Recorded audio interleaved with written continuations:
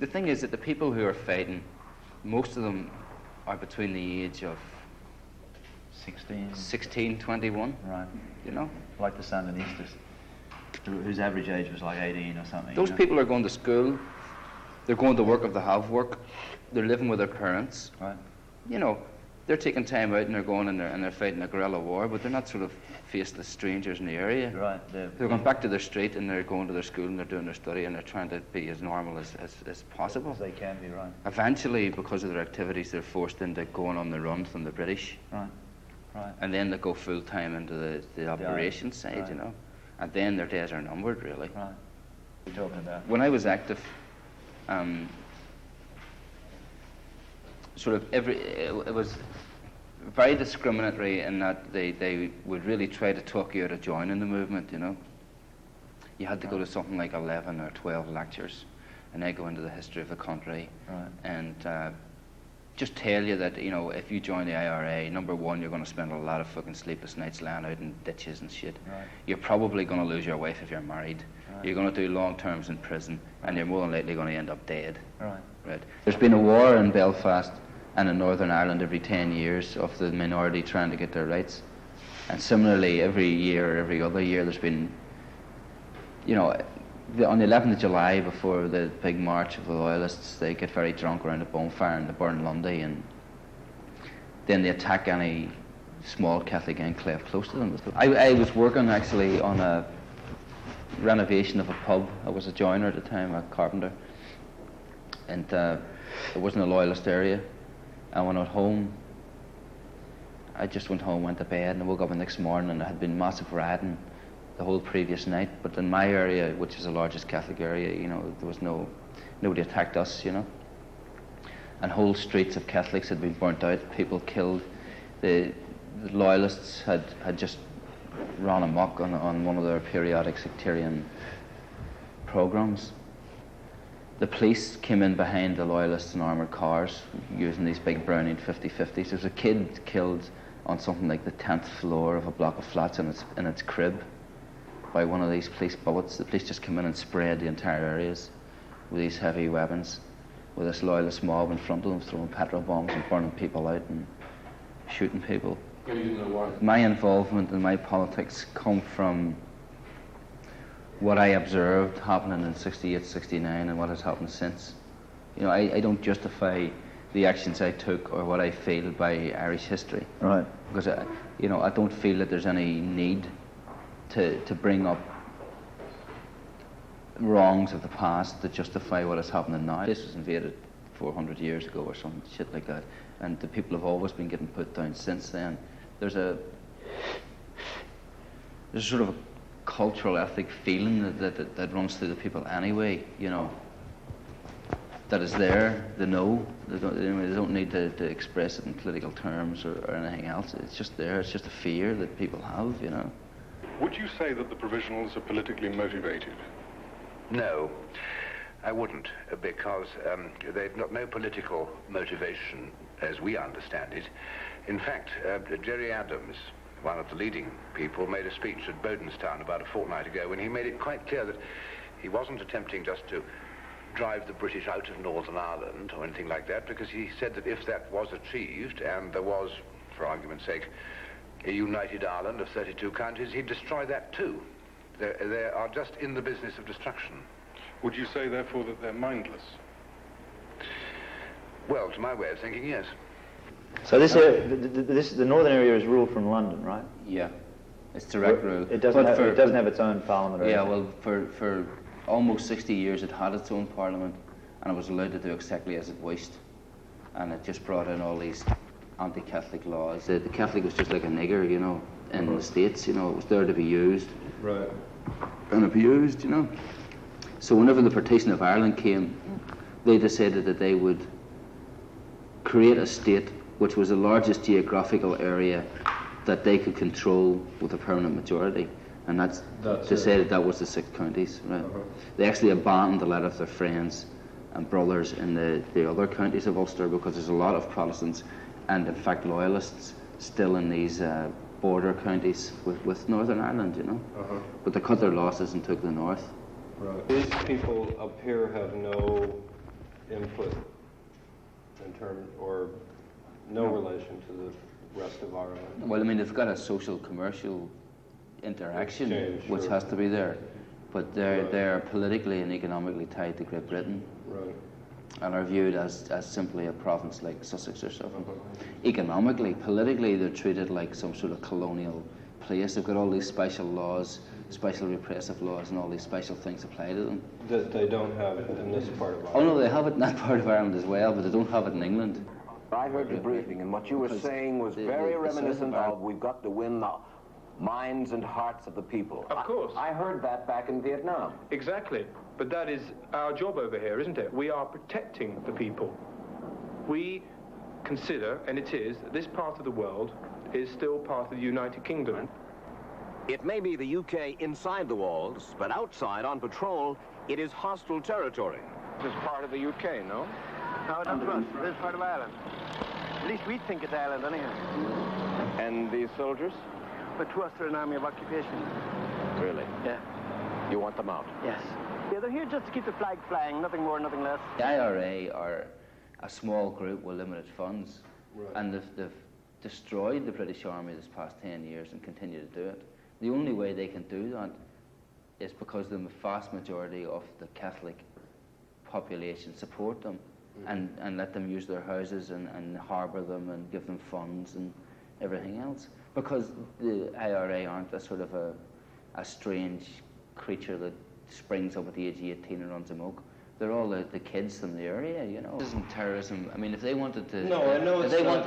if they wanted to engage in terrorism purely to influence worldview, they would go along and blow up the subways in London and destroy a couple Well, of no, I think jets or killing a whatever. figure Because they're all like- easy targets. They're easy to do, you know. Sure. But I It is a mean- genuine war of national liberation. Yeah, Inside the of course provisional it is, IRA, but I you've mean, got every... killing somebody like Mountbatten, for instance, was something.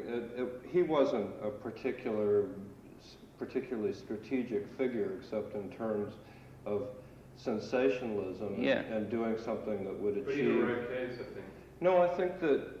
He is a rare case. You know. In terms of the war, Mountbatten and the campaign in London is a totally insignificant little Right. nothing, you know, Right. because No. more than that is happening every day in the streets of Belfast. Right. The bombings in England, although I didn't agree with them, right, you could see that, first of all, they were aimed at pubs where British soldiers drunk in. And that was because, I mean, Well, that's we lived in outrageous, Belfast. We were there every day of our lives, getting all this harassment of British soldiers.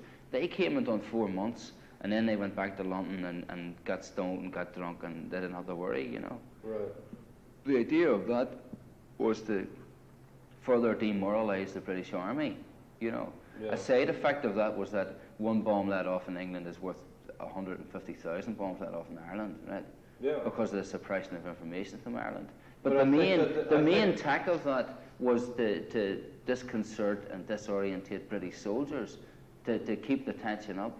Because when they're in Northern Ireland, they're really frightened. They're drugged. Sure, They're drugged sure. out of their heads, and they're drunk all the time, and they're really frightened. Lee, when you go But out there on there's the street, also- are you a I little think afraid? that, Yeah. I mean, that, Well, it's Afraid of what? I'm afraid of everything, you know, getting shot, bombed, blowing up. Yeah. They don't like you. Don't seem to like us. What do you think about when you're out there on the streets? Staying alive. Now, how are you ever going to lick them? I don't know the answer. You don't believe you ever are. But this time you were picked up and tortured, it was for something that had happened, or for something that had been done by a totally different group in Ireland, right? That you had nothing to do with. Yeah, see, the thing was that internment was a month and a half old, and what they were doing was they would arrest, 10, 20 people per day in each area. Internment was a thing where they could just pick people up for. They just put you into a concentration camp, no trial, no charge. Martial law. Martial law. Um, So you got picked up. And they were arresting, say, 10 to 20 people in each area anyway, taking them away and torturing them to see what they may What they know. could get out of them, yeah. A proportion of those people were interned, and some were released, you know. And I happened to be one of the ones who fell foul of that. I got interned about a month and a half after the initial internment period. And how long were you inside for? I was interned for 14 months. Well, do you think the internment drove a lot of people into sympathy with the IRA, or was it just another typical degradation? No, they didn't drive people into sympathy with the IRA. It made people need to defend themselves because it was their brothers and sisters and themselves who were being locked up and denied trial and due process and everything else. Right. You know, it was a self-defensive thing. But that's... The IRA didn't exist when internment came out. The IRA was a very strong organisation, but it wasn't really fighting any great war. It was doing a little bit, but you know. So that really irritated things, right? That escalated the things beyond all comprehension. You know, when this campaign started, it wasn't started as a deliberate conspiracy. It was a self-generated thing. People were into quiet, peaceful civil rights demonstrations for one man, one vote, and one person, one house, which is a ridiculous thing to have to go and demonstrate for anyway, right? It was suppressed enormously by the government of Northern Ireland. People were attacked by loyalists, they were beaten down by the police, they were arrested, they were gassed, they were water cannoned. What period was this? This is 1960, end of 1967, 1968. And for the first time, the world's television cameras were there and filmed all this. And so all the people, I suppose the most effect it had was on the people of Northern Ireland, because the people who didn't go to these demonstrations or, you know, couldn't be bothered seeing it on their tea time news, you know, all these friends of theirs being bludgeoned and killed, and, you know. And then so whenever really sort of polarized things, right? Well, no, it was always polarized. You know, whenever the loyalists started attacking then, because the civil rights movement was getting so strong, the police came in on the loyalist side and started attacking Catholic areas. All the Catholic stroke nationalists could do was defend their own area. To do that, they had to generate a defensive organisation, and that defensive organisation was the Provisional IRA, you know. And still I see the vast majority of their actions as being purely defensive, you know. On my knees, I beg I mean, the people to turn away from the path of violence and to return to the ways of peace. I mean, there was a pope that gave Ireland to England, you know. The only English pope there ever was give Ireland to England, you know.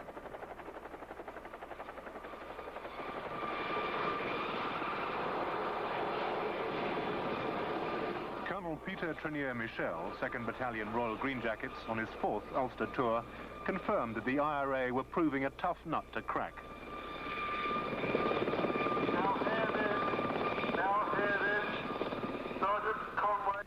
How many men have you got to cope with this? I've got here, myself, around about 600. Why can't you deal with it? Because it is very difficult to, with a terrorist organization, you need extremely good intelligence, and without that really first-class intelligence, you can have double the number of men, and you would still be very difficult to find them. Is he cleverer than you? I think probably much cleverer than me, yes, I think so. There are German agents in Ireland, there are American agents in Ireland, there are British agents in Ireland, you know. They come under a lot of guises. They come as photographers, they come as sociologists, and they come as just immigrant workers. You know, they come as revolutionaries. The professionals have a very, very efficient intelligence service. I mean, the British had a system going for a while. I'll give you two instances. The British had a system going for a while where they set up their own laundry firm, Foursquare Laundry. Right? And they would come round and launder your clothes cheaper than anybody else, right? And this laundry van had 4 SAS personnel run it. SAS? Right?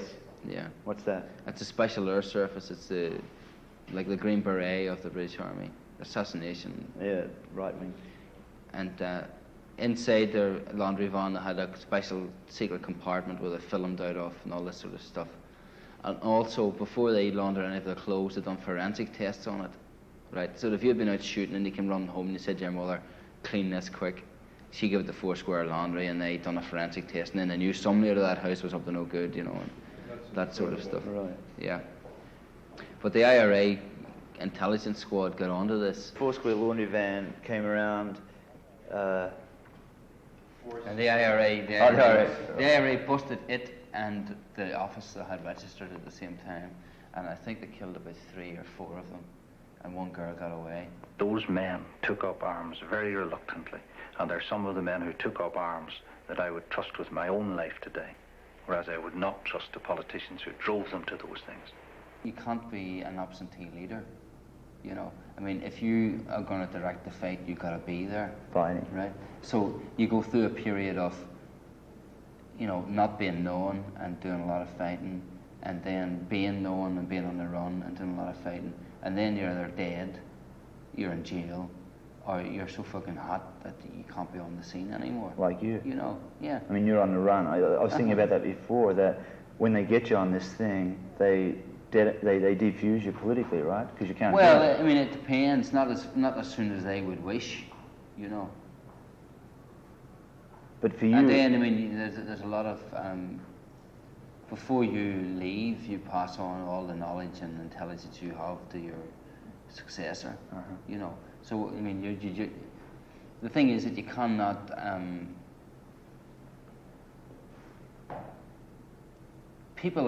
Individuals are really irrelevant, you know. I mean, there's nobody has got that much intelligence or is that good at fighting that they can't be replaced by anybody else comes up behind them, you know. And while the experience you have gained fighting is very important, a fresh mind coming into your position can be as important, you know. By the time you become obsolete, maybe it's as well you moved on anyway. Because, I mean, there's no real thing as a brave person. Nobody who's fighting wants to be fighting, you know. They're fighting because they have to. As I understand it, there are about 35,000 security forces under arms here in Northern Ireland against perhaps 500, 600, 800 IRA, keeping you immobilized, if you will. And when I say immobilized, they're beating you. Why? They are not beating us. 10 years later, they're beating you. They killed 20 of your men the other day. That is not beating us. If you imagine that killing 20 men, however tragic, is going to beat the British Army, give us another song. I spent some time this morning at Cross McGlen down here. Give us another song. First-rate men who confess that they are frightened, that they want to get out, but they do not know, some of them said, what in the world they are fighting for. I will tell you that the ones you have spoken to are very rare indeed. I know I can communicate with my soldiers, and I know that they understand why they are there, and I know their officers know, and I know they do. The Catholics, the nationalists, whatever you want to call them, do not trust the British. They don't trust the loyalists. They don't trust the others, you know, and with good reason. We have been... Anything that's happened to any colonial people anywhere has happened to us twice. We don't want any Americans, we don't want any Russians, we don't want any fucker coming in and guaranteeing a solution, because all that means is somebody else is going to be shitting on your head. Right. You know, all we require is for people to declare that they're going to go away. Do you think it's time the British thought about withdrawing? No. Why not? Because depends what you mean by withdrawal. If you mean withdrawing troops, then troops will be withdrawn when the security situation allows. That is the whole intention. If you mean political withdrawal, which is another matter, the answer is no. It's 2,000 miles away, but you got to make the connection. You got to look at the names of the people who are mentioned whenever these problems come up, and you got to look at what governments are involved in all the problems. You know, I mean, social democracy is repression with a soft glove on it, you know. The reason it survives is that we're able to sit in America or in England and we're able to get our pint and our steak and whatever goes on, and we don't mind whenever occasionally we hear about some poor shit being killed in a prison, or you know, all this repression that goes on, because we are comfortable enough. It's hard to identify the enemy. But the same people who are giving us this liberal thing here are doing all the repression in Northern Ireland and in Israel. It's just it's exactly the same government and the same people, but there they've had to take the mask off because there's opposition to them, you know. And people should be able to make the connection and say, well, if this is what they're doing here because people don't agree with them, then it's the same person, you know. You can't sort of divide the two things and say, oh, well, they've got to do that in Northern Ireland because of the situation, but at home they're really nice. It's the same multinationals, it's the same governments, you know. I mean, the time of national government is on the way out. It's all these supranational alliances. And everything's reduced to what natural resources you have in your country and what your strategic importance is. Ireland has got a lot of natural resources. We've got a very high level of technical education, so we're wide open for any multinational firm with a complicated process to come in and exploit. We've got the largest lead zinc mine in the world. We've got uranium now. Whenever these uranium mines are proved to be commercial, it'll be on uranium mines in the EEC. And also we're very strategically important to the NATO alliance because we're right on the edge of Europe. They want to turn us into some sort of joint tourist military complex that produces butter, you know.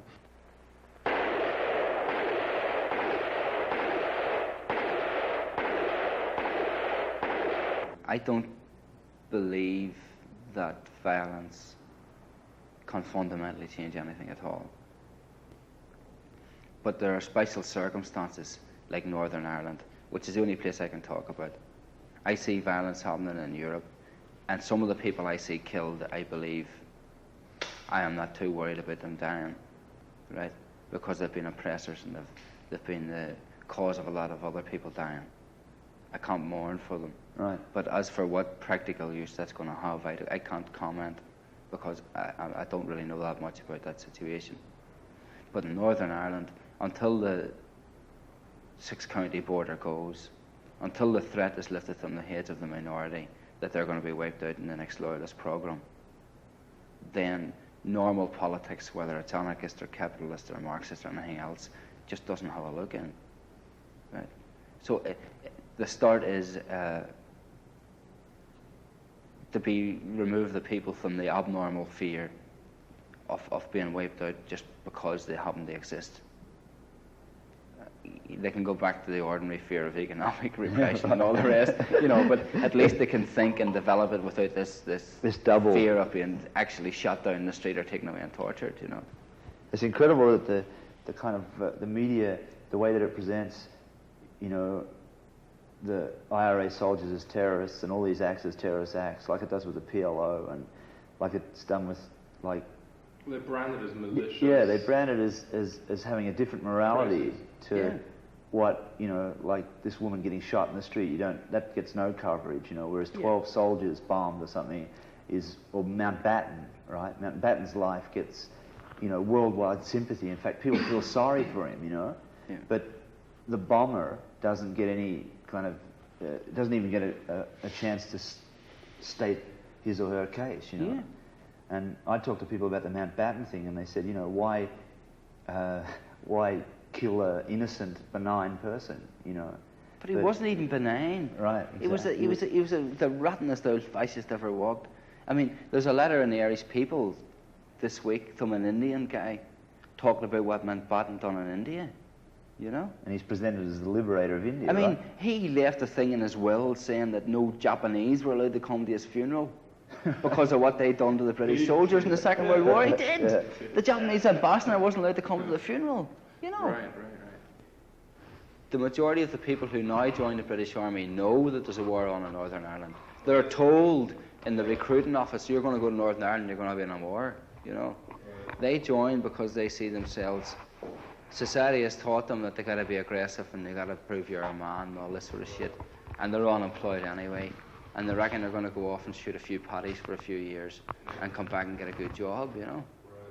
They arrive in Northern Ireland and discover the paddies shoot back. They discover that it isn't an isolated band of gunmen, but it's an entire community against them. They're shitting themselves, you know. Yeah. They're taking all these drugs, they're taking all this drink, they're staggering about the place. And they have to build a fort. And they're just getting enveloped in all these waves of hate from everybody. Just waiting. I mean, you got like, you know, 5 Brits, and they're walking down my street, and they're between the age of 17 and 20. And they're done up in all this armour, all these flak jackets and all this stuff, so they look like these fucking big gladiators with this big high-velocity rifle. Yeah. And all around them, like as far as the eye can see, as far as they can think, there's these people that hate them, you know. And there's not that many guns, but they know that any window in this street, a gun could poke out and blow their head off. Yeah. You know, so they get really stoned, they get really drunk, and as soon as anybody farts, they get their head blew off, because they're going to defend themselves, right? So like I happened to be cleaning my bedroom, and I opened up the window, and you know, and I'm gone, you know, because they're so frightened. Yeah. I mean, there are deliberate British Army assassinations as well, right? But a lot of the stuff is these kids being sent over, and you know, they're coming over to teach you a lesson, and then they get in and they see what in fact the realities of war is. It isn't Robert Mitchum running up a beach in Burma, you know, playing a ukulele, you know, it's... Armored cars and tanks and guns came to take away our sons, but every man will stand behind the men behind the wire. Through the little streets of Belfast in the dark of early morn, British soldiers came marauding.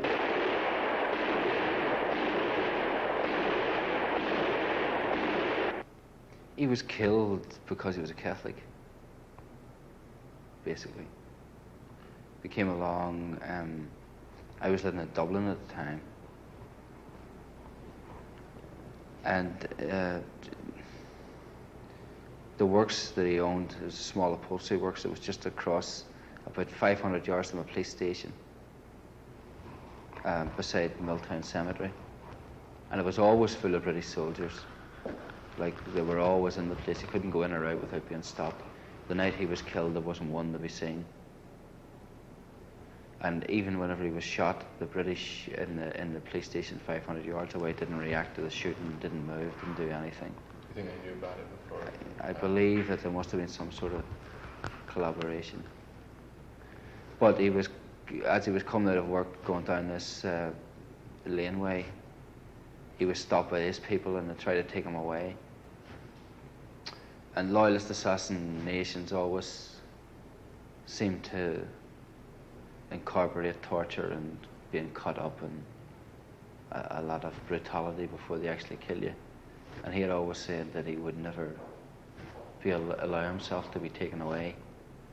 And he always told us that if we were ever attacked in the street to fight, you know, and be killed in the street rather than be got into one of these cars that they drag you off to. So it appeared that he fought and they killed him on the spot. They ended up having to shoot him. See, there were 2 men. And he fought them and he ended up getting shot dead, you know. He wasn't found for 12 hours or 14 hours, something like that. Did that change things? Well, it changed things for me in that he was very close to me, and I still find myself waking up thinking about him sometimes.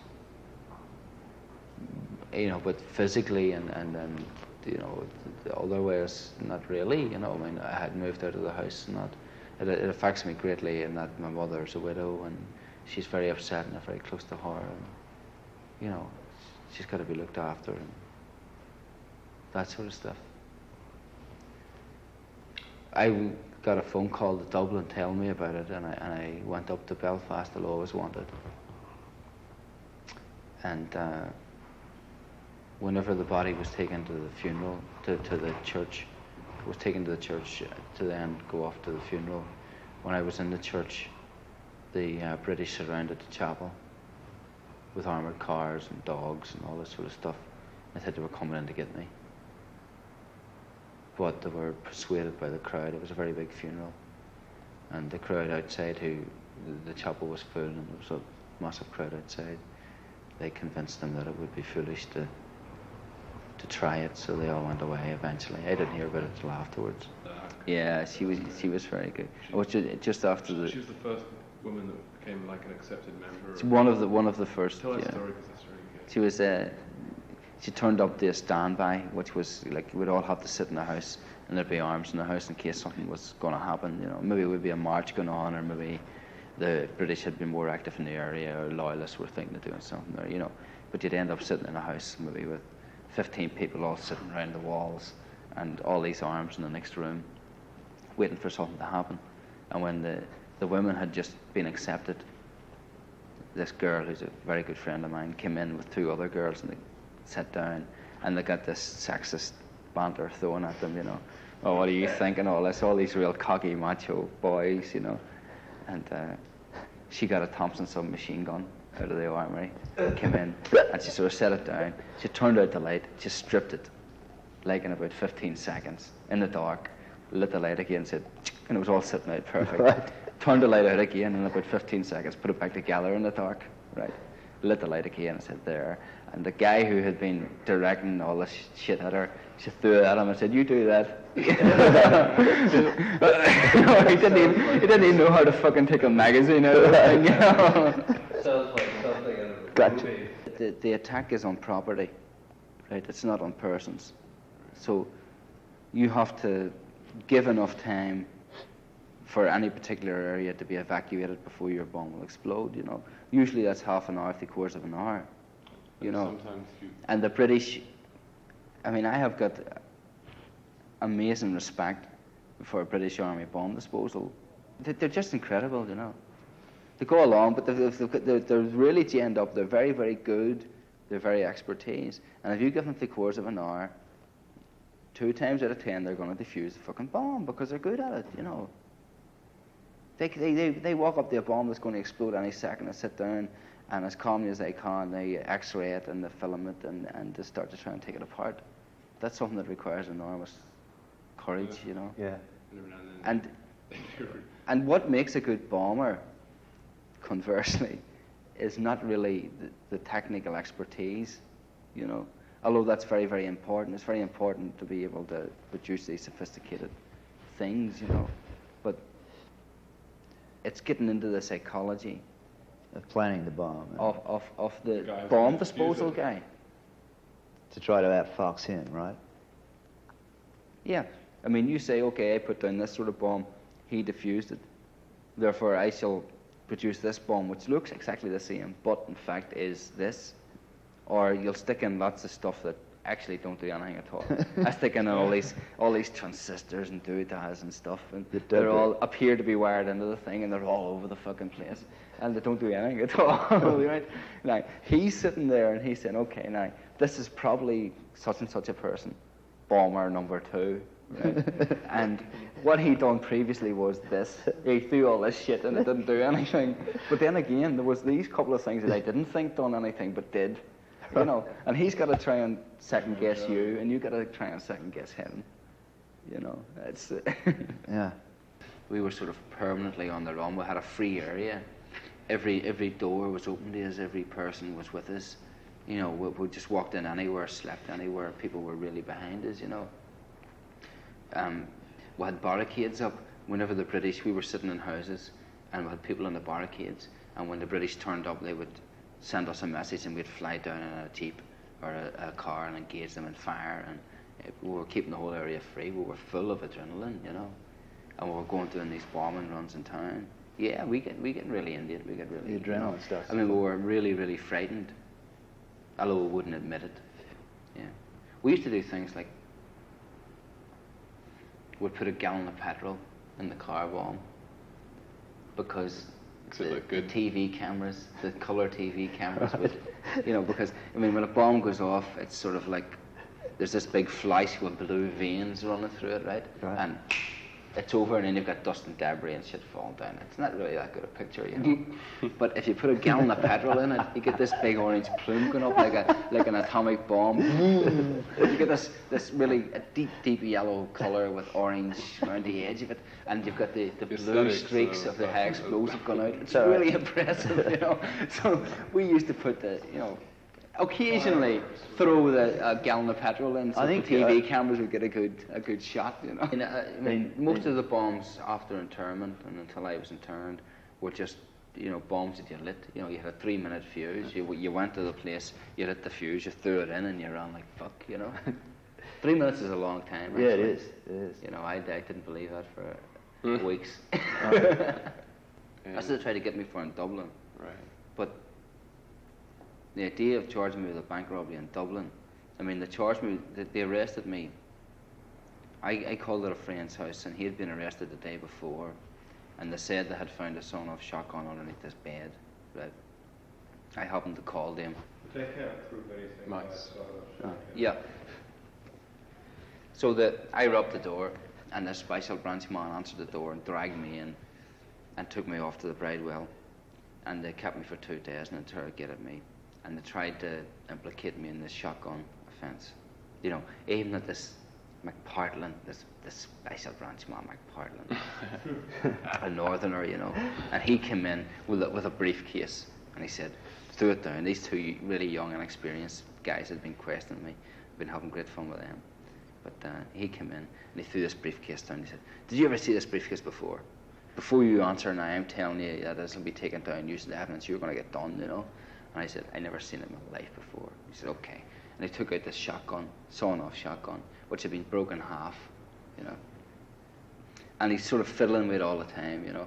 And he's saying, did you ever see this shotgun before? And before you say anything, I'm going to, you know. And I was going, listen, I never seen that fucking thing in my life before. Go fuck yourself, McPartland, you know. And he said, oh yeah. He's funny. He said, do you know where to put this together? You know, and I says, nope. You know, folded my arms, you know. And he got this shotgun. And he put it in the briefcase, and he jumped up and he stormed out and he slammed the door. And he kicked the door open again. And he said to the 2 other young branchers, he said, see that fucker? He knows more about interrogation than you 2 bastards put together. And started the door again. You know, but when they were releasing me, they said to me, listen, in exactly 1 week's time, we're going to charge you with a serious offence. Right? I said, oh, fair enough, you know. I went out and I thought it was all shit, you know. Exactly a week later. They charged you with the bombing offences? No, bank robbery. Oh, bank robbery. Bang, bang, bang. Answered the door. These 2 special branch men. You didn't believe us, you didn't. You know, drag me off. And charged me with this bank robbery. Right? And initially in the interrogation, they claimed that they had witnesses who had seen me in the bank, right? I was saying, fair enough, bring them along, you know. So then they changed their story and they said, well, maybe we haven't got people who've seen you in a bank, but we got you for it, you know. And I was charged with it and immediately given this really easy bail, you know.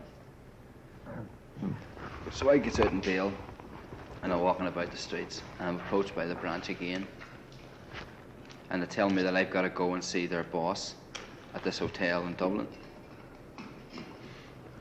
So I reported to the people I need to report it to cover myself from being shot and being, well, not even from being shot, but from being disbelieved and my credit taken from me. It went along, and this branch man called Egan and another one called Ducey turn up, and Ducey's the boss. Right, and I had my solicitor deliver me to the meeting place, right, and he took a time away when I went in, and he told me to identify them, and I identified them, Ducey and Egan, and they took me off around to this pub, and they took me to the pub, and they took me into this warehouse area, and sort of we're walking down through this big warehouse area, and they're saying, well, see now, nobody can hear you, there's no flats overlooking, nobody can hear a thing you say, and everything they asked me about was, what did I do in Northern Ireland? Where did I keep my explosives in Northern Ireland? Did I get anything from the south?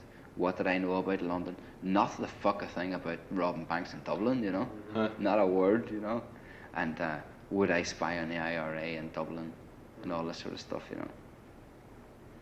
So I said, like, you know, if I knew of any law being broken, that, of course, as a citizen, I would report it. I mean, that's the law, you know. But that I don't, and I didn't, you know. So what could I do for them, you know? And they said, well, you were well in the north and all this sort of shit, and you can go along around these Republican pubs and keep your ears open. And they arranged to meet me the day before it was up for another remand, right? And I would give them information, or else they would give me another charge, transfer me to the Special Criminal Court and deny me bail, right? But if it did come across with information that they weren't able to withdraw my charge because they'd already charged me, but they could guarantee it would never come to court, provided I continued coming across with information. I know, but like you know, if I kept coming across with information, they could keep postponing it, you know. So I never turned up for the trial, needless to say. I absconded. That's why you left. Well, it was unfair. It was very unfair pressure on me, you know. I mean, I knew I hadn't robbed the bank, but the pressure they were putting on, you know. Well, it could get really awful. So my wife was pregnant, and she went home to Belfast to have the baby. So there was a truce on at the time, and I went up to visit her to see how she was for a few days, you know. So if there's a truce, you can... Well, allegedly no Republicans were to be arrested. I discovered differently. I was the exception. But I was drinking in this pub in Lenadown with my wife and a friend, and we came out about 12 o'clock at night, and I'm walking up through the housing estate, and all the lights are out, and the Brits control the lights, you know. And I get very suspicious, and I seen these shadows up the street, you know, and I sort of stopped and said, I got Brits up there, I don't think I should walk up there, you know. And the only other way out was this entry to the side, and I went to turn into the entry, and there were other Brits in the entry. There were commandos in the entry, and Royal Fusiliers up the street, because they were just changing over, you know. So I walked on up, and they stopped us. And they asked me for my identification, right, which I gave them at this false ID. And they went off on the radio and it in. It was a really cold night, and we were there about half an hour, and I decided that was enough, and I went over and started fighting with this Brit.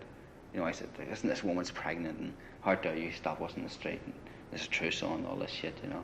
And he says, oh, listen, the lady and the other gentleman can continue, it's just you we're checking out, right? And then this Jeep pulls up, and an officer jumps out, and he's got this blown up photograph of me about that size, you know. And he pulls me onto the only lamppost that's lit, and he says, who's that? And I said, never seen him in my life before. And he says, come on. He says, I know you fucking years. Don't tell me it's not you, you know. And I said, I don't know what you're talking about. I'm so-and-so. I can't even remember the name I had, you know. And he grabs me and fucks me into the back of this Jeep. And he drives off, you know. I get up to the British Army fort, and I'm sitting in the fort, and they don't hit me, they don't beat me, they don't do fuck all, none of the usual shit at all. I'm sitting there, and the IO's talking away to me, you know. And he says, listen, do you know what they want you for, you know? And I said, nah. And he said, well, it's for... And he named this particular bombing in Lisburn, which had happened when I was in Dublin, and it was my wedding anniversary, and I was having dinner with friends at the time it happened. You had like a you know, alibi. and I said, but Jesus, you know, and I told him, you know, where I was, and he said, listen, I know that. He says, I know. He said, I know the provisionals are too fucking mean to pay your train fare from Dublin to come down and do a bombing, especially on your wedding anniversary. He said, I'm giving you the score. Don't let on to the police that I told you this, you know. But that's what they want you for, you know. So you sit there now and you think for a while, and you get your alibi together, and then whenever they pull you for it, you'll have the score. And fair play, that's what they did pull me for, you know, initially.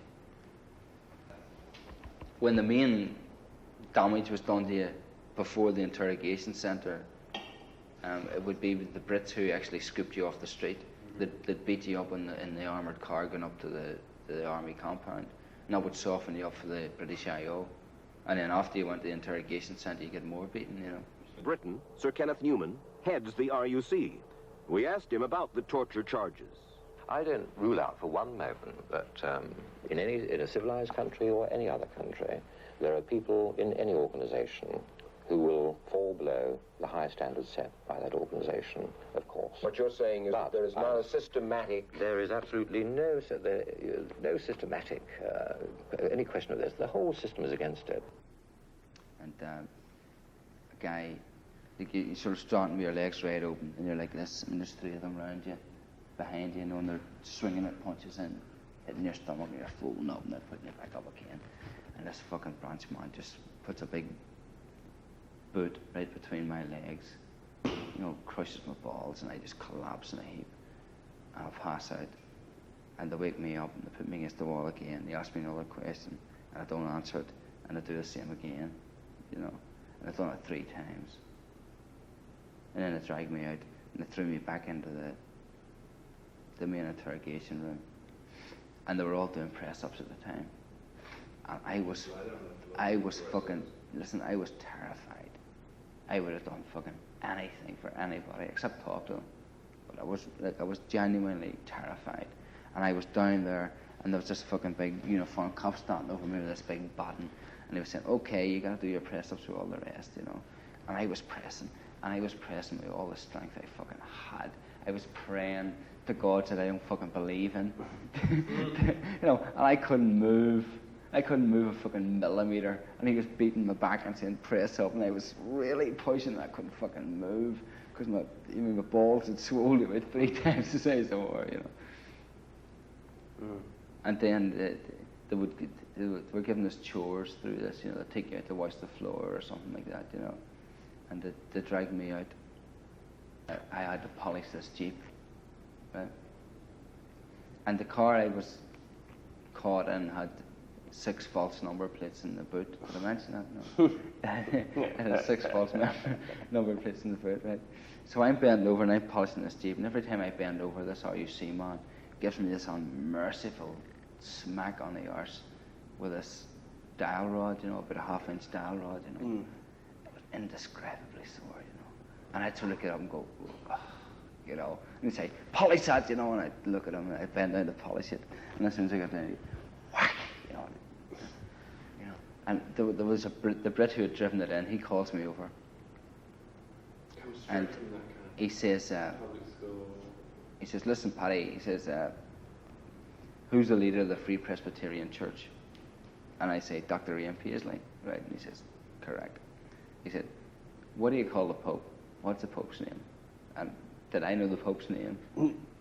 No way did I know the Pope's name.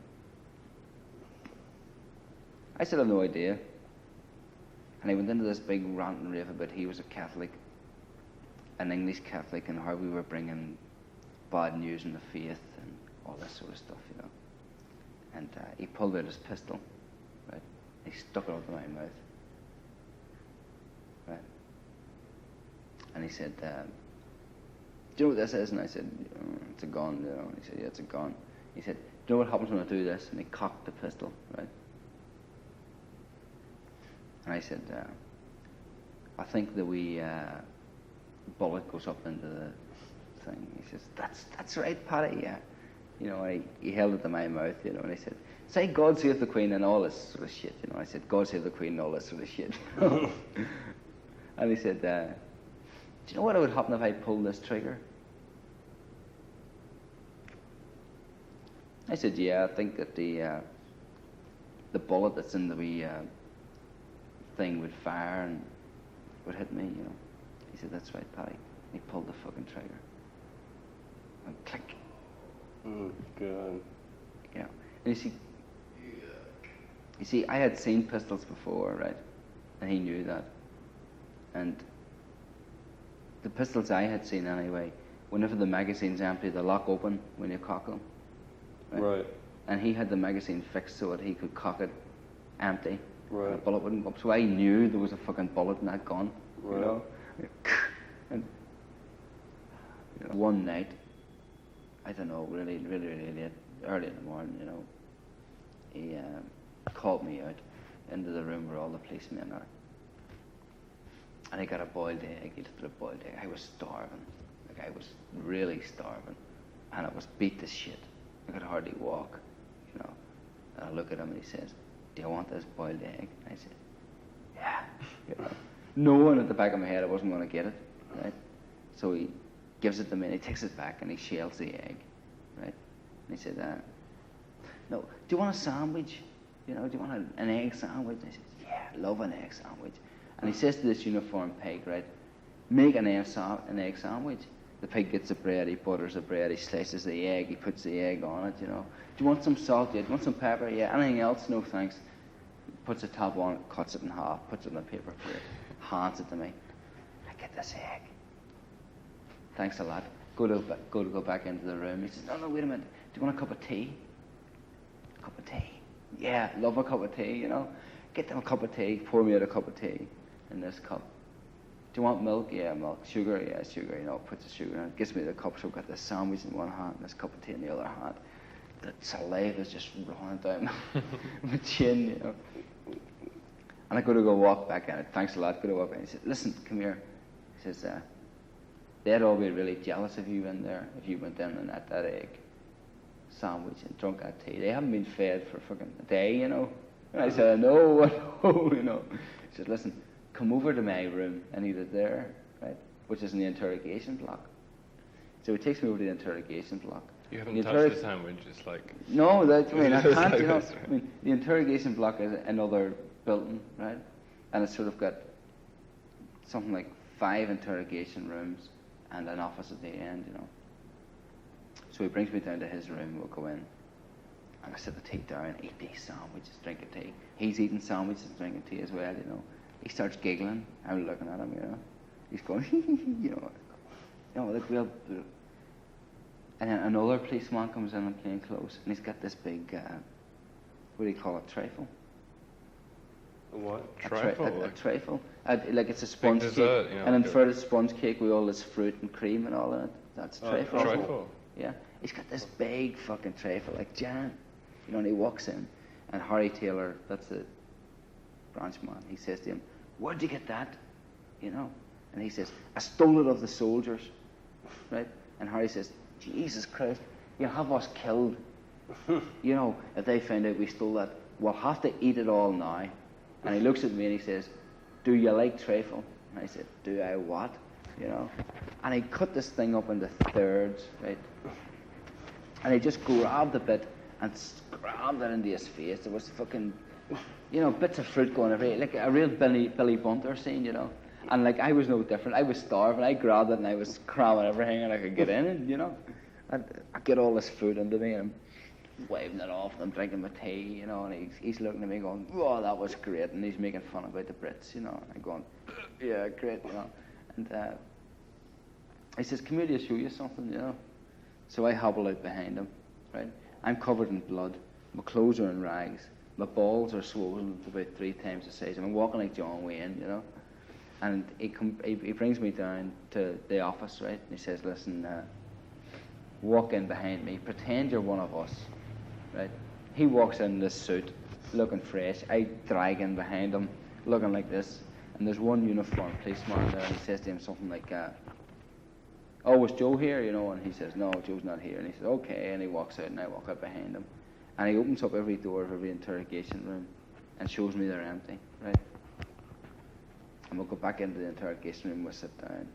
And he says, okay, listen. It's whatever time it was in the morning. There's nobody in this building. You can tell me now. Nobody will know you said, when did you join the IRA, you know? And I said, come on, leave me alone.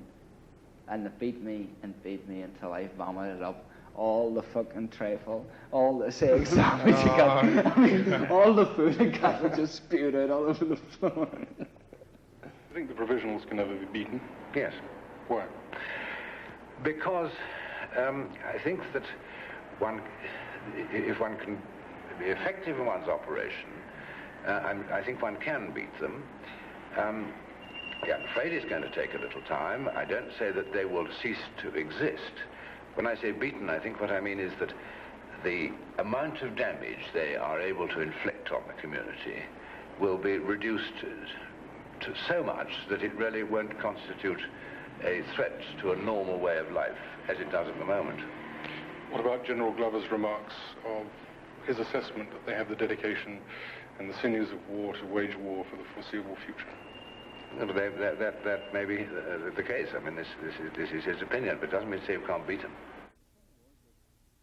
What we're seeking to do is not to beat them in a kind of military battle. They're being tackled on the basis of the operation of the law.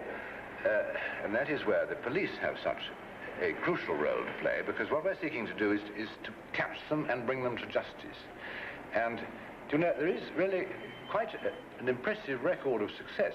I mean, for example, last year, no less than 876 people were convicted in the courts of terrorist crimes. And they instigated this form of court where there's just one judge and no jury, and where if two policemen get up and say, you said something, then you did, right? Two detectives get up and say, I was talking to Michael yesterday and he said he raped Anne yesterday afternoon, then you did. Whether Anne says you didn't or not, it's irrelevant. Right. You did it, you know. You see, what they'd done was they interrogated me for 3 days. I didn't talk to them. And they invented this verbal statement for me. They said that I admitted doing this sort of like 2 hours before I was due to be released because of no evidence against me. And that I then refused to sign the statement I had made. Right? Mm-hmm. And I was locked up in jail, denied bail for this. And they have a thing called depositions, which is you have to go before a magistrate with the evidence, and the magistrate decides whether there's a prima facie case, whether there's a case to be heard or not for the higher court. Right. Whenever we went along to the depositions, the RUC withdrew 3/4 of the statement because they said it had never happened. Right? I had confessed to these things, according to them, that had never even happened at all. You never. But they said that they wanted to let stand the 1/3 of the statement, which said that I had made these timing devices. And the magistrate ruled that there was a prima facie case for me to answer and that I should go to trial. God, that's outrageous. I know it's outrageous. And I was sent back to jail. They applied for my extradition from Dublin. Right. Now, the law in Dublin says that you can't be extradited for a political offence. But in order to prove that that offence is political, you virtually have to admit to it. Admit to it, yeah. Right. So, whenever I got acquitted of this bank frame-up, I never got out of the court. I was rearrested immediately and had this extradition warrant put upon me and was taken off to another court, but I got bail. And I had to swear an affidavit for the High Court saying that whenever these things happened, I was a member of the IRA, and that the actions were taken under the orders of the IRA, and all equipment used, like all the explosives, clocks, timers, etc., were the property of the IRA, and that was for political aim. Right? That stopped me being extradited to Belfast, where I wouldn't have got a fair trial. But at the same time, if I never got back there now, they can use that as evidence against me, as opposed to this perjured evidence. Right. And that's why you're here. That's why I'm here, yeah. Right. If they apply to extradite me, then they're going to put a bail on me, and it's a bail I'm not going to be able to raise. I'm not going to give myself up, and I'm certainly not going to talk to them about anything that went on in Ireland. So I can expect at least $500,000 bail. I can't raise that. So I can look forward to at least 6 months in the federal prison. I'm in the States, and I'm getting a bit of hassle, but I reckon I could throw that off. You know.